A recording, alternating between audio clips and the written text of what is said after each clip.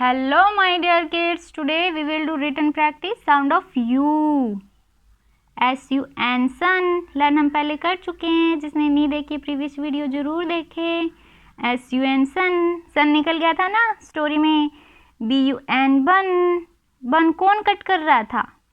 आपकी मामा कट कर रही थी, है ना। स्टोरी में था, जिसने पहले वाली नहीं देखी है जरूर देखना। CUT काट रही थी ना। और चैनल पर प्लेलिस्ट बना रखी है KG क्लास के लिए अलग से, है ना। और मामा के पास क्या रखा था? NUT नट। ऐसे रिटर्न प्रैक्टिस करनी है घर पे, इसीलिए मैम आपको करवा रही है। ओके। CUP कप कहाँ था भाई? मामा के पास रखा था।